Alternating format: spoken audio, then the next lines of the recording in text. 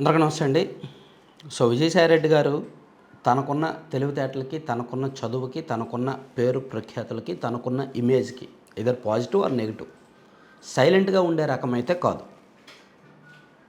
వయసుంది, ఓపికుంది, డబ్బులున్నాయి, ఆలోచన ఉంది, మాటకారితనం ఉంది, అన్నీ ఉన్నాయి కాబట్టి ఎందుకు సైలెంట్‌గా ఉండాలి? ఎందుకు వ్యవసాయం చేసుకోవాలి? ఆయన ఏదో అప్పుడు తప్పించుకోవడానికి తాత్కాలికంగా నేను రాజకీయాల నుంచి తప్పుకుంటున్నాను, వ్యవసాయం చేసుకుంటున్నానని చెప్పారు కానీ ఆయన తత్వం అయితే అది కాదు. తాజాగా నేను దాదాపుగా ఒక 9 నెలల కిందటే ఒక వీడియో చేశాను అండ్ ఈ మధ్య కూడా చేశాను. ఆయన ఒక కొత్త మీడియా ఛానల్ పెట్టే ప్రయత్నంలో ఉన్నారు అని. అది 100% వాస్తవం. కానీ ఆ ప్రయత్నాలు సక్సెస్ అవ్వడం లేదు. ఎందుకంటే కొత్తగా మీడియా ఛానల్ పెట్టడం ఇప్పుడు అంత ఆషామాషి వ్యవహారం అయితే కాదు. పర్మిషన్స్ అస్సలు రావట్లేదు. సెంట్రల్ గవర్నమెంట్ నుంచి అస్సలు పర్మిషన్స్ రావట్లేదు. బ్రాడ్కాస్టింగ్ మినిస్ట్రీ నుంచి కొత్త మీడియా ఛానల్ పర్మిషన్స్ ఇవ్వట్లేదు. అందులోకి తెలుగు రాష్ట్రాల్లో అయితే ఇంపాసిబుల్ అనమాట. ఫైల్స్ దాదాపుగా వందలాది ఫైల్స్ పక్కన హోల్డ్లో పెట్టేశారు. అమిత్ షా గారి వరకు వెళ్తే ఆయన హోల్డ్లో పెట్టేస్తున్నారు. ఎందుకంటే తెలుగులో ఇప్పటికే మీడియా రచ్చ ఎక్కువైపోయింది. ఈవెన్ మీరు బీజేపీకి అనుకూలంగా చేస్తాము, మేము మీ పార్టీలోనే జాయిన్ అవుతాం, మీ పార్టీ భజన చేస్తామన్నా సరే ఇవ్వరు. ఎందుకంటే ఏ మీడియా కూడా శాశ్వతంగా ఒక పార్టీ కోసం పనిచేయరు. ఇప్పుడు బాగానే పనిచేయచ్చు బీజేపీకి, ఒక 2 ఏళ్ళ తర్వాత 3 ఏళ్ళ తర్వాత వాళ్ళకి వ్యతిరేకంగా మారితే ఎందుకు లేనిపోని తలనొప్పి అనేది. అందుకని కొత్త పర్మిషన్స్ ఇవ్వట్లేదు. పాత ఛానల్ ఏమైనా కొందాము అంటే అక్కడ డిస్కషన్స్ దగ్గర ఫెయిల్యూర్స్ జరుగుతున్నాయి. ప్లస్ ఆ సెటప్, ఆ సిస్టము అదంతా చాలా ఈజీ కాదు. ఒక మీడియా ఛానల్ లాంచ్ చేయడం అనేది ఈ రోజుల్లో అంత ఈజీ కాదు.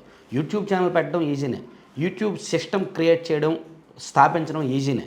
కానీ మీడియా ఛానల్కి వచ్చేసరికి 50 కోట్లకు పైగా డబ్బులు పట్టుకోవాలి, చాలా వ్యవహారం, సిస్టమ్ ఉండాలి, ఒక ప్రొఫెషనల్ జర్నలిస్టుల టీం ఉండాలి, స్టాఫ్ దొరకాలి, ఇదంతా కూడా చాలా పెద్ద వ్యవహారం అన్నమాట. అందుకు ఆయన చూసి ఆ ప్రపోజల్లో ప్లానింగ్లో ఉన్నారు.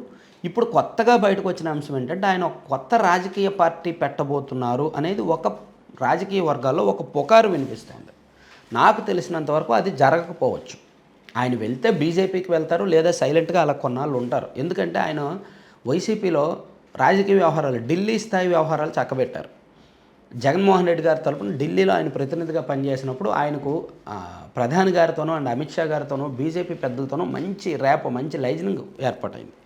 ఆయన బయటకు పార్టీలు వేరుగా రాజకీయంగా చాలామందిని విమర్శించినప్పటికీ, తిట్టినప్పటికీ, అసభ్యకరంగా మరీ సిల్లీగా సోషల్ మీడియాలో పోస్టులు పెట్టినప్పటికీ ఇంటర్నల్గా ఆయన చాలా ప్రొఫెషనల్గా ఉంటారు. వ్యక్తిగతంగా ఆయన చాలా ప్రొఫెషనల్గా ఉంటాడు. రాజకీయమే, వ్యక్తిగతమైనట్టు వాళ్ళతోనే మాట్లాడుతుంటారు, వాళ్ళతో ఫ్రెండ్షిప్ చేస్తుంటారు, కలుస్తుంటారు. ఆ తరహా వ్యక్తి అన్నమాట. కాబట్టి ఆయన రాజకీయ పార్టీ పెట్టే ఆలోచనలో ఉన్నారు అనే వార్త అయితే వినిపిస్తోంది. కానీ అది కూడా నాకు తెలిసినంత వరకు నిజం కాదు. ఆయన ఇప్పుడు కాకపోతే మరో 2 ఏళ్ల తర్వాత అయినా, లేదా వచ్చే ఎన్నికలకు ముందైనా సరే ఆయన బీజేపీలో చేరతారు, లేదా మళ్ళీ వైసీపీకి వెళ్తారు. అంతే తప్ప ఇటు టీడీపీకో జనసేనకు వెళ్ళే రకమైతే కాదు. బీజేపీ వాళ్ళు ఏంటంటే ఎప్పటి నుంచో ఒక ప్రపోజల్ ఉన్నప్పటికీ ఆంధ్రప్రదేశ్లో ఉన్న పరిస్థితుల దృష్ట్యా, వాళ్ళు పొత్తులో ఉన్న దృష్ట్యా అండ్ విజయసాయిరెడ్డి గారికి ఉన్న ఇమేజ్ దృష్ట్యా ఆయన్ను కొన్నాళ్ళు హోల్డ్లో పెట్టారనమాట. మేబీ వచ్చే ఎన్నికల సమయానికల్లా విజయసాయిరెడ్డి గారి వివాదాల నుంచి దూరం జరిగితే వచ్చే ఎన్నికల సమయానికి మేబీ ఆయన్ను బీజేపీలోకి తీసుకోవచ్చు. అది నాకు తెలిసిన ఇన్ఫర్మేషన్. ఒకవేళ ఆయన పార్టీ పెట్టినా అది బీజేపీకి అనుకూలంగా బీజేపీలో చేసే అవకాశాలే ఉంటాయి. ఎందుకంటే ఒక రాజకీయ పార్టీ పెట్టి దాన్ని నడిపించడం అంత ఆషామాషి వ్యవహారం కాదు. దానికి కూడా చాలా ఖర్చుతో కూడుకున్న పని. దానికి అనుకూలంగా అండ్ అనుబంధంగా ఒక మీడియా వ్యవస్థ ఉండాలి. రెండిటికి మళ్ళీ చాలా పెద్ద ఖర్చు అవుద్ది. విజయసాయిరెడ్డి గారు లాంటి తెలివైన వ్యక్తి అటువంటి పని చేస్తారని అనుకోవట్లేదు. చూద్దాం ఏం జరుగుద్దో. Thank you.